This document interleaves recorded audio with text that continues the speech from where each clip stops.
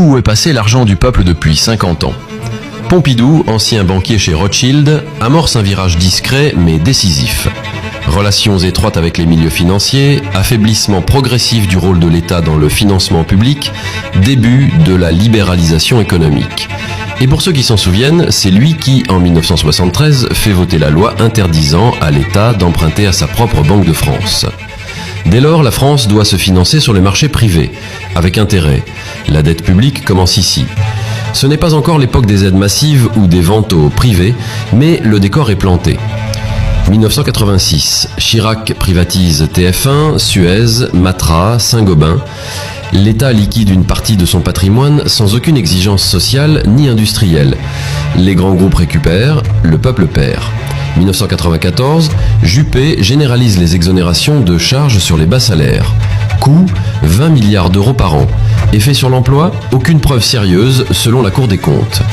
2007, Sarkozy amplifie le dispositif Fillon.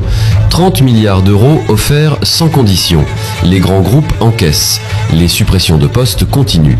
2012, Hollande lance le CICE. 100 milliards d'euros entre 2013 et 2019. Carrefour, Sanofi, Auchan en profitent, tout en licenciant. Aucune obligation, aucun contrôle.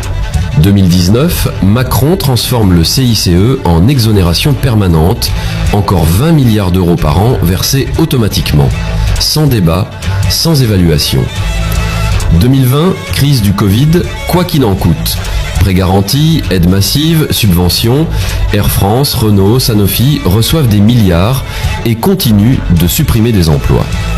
2023, le chiffre tombe. 211 milliards d'euros d'aides publiques versées en une seule année. Cela inclut des aides fiscales et financières à des groupes comme CMA-CGM, l'armateur proche du pouvoir, qui a reçu des milliards en exonération sans engagement clair ni retour mesurable pour la collectivité. 80% sous forme d'exonération fiscale et sociale. Plus de 2200 dispositifs, sans transparence, sans conditions, sans évaluation. 2025, le Sénat confirme le scandale. La commission d'enquête dirigée par Fabien Gay parle d'un système opaque, incontrôlé, inefficace. Mais aucune réforme concrète n'est appliquée.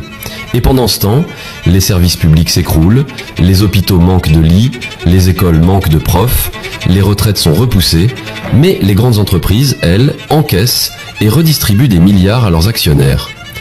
Ce n'est pas une erreur, c'est un transfert de richesse, méthodique, organisé, depuis plus d'un demi-siècle.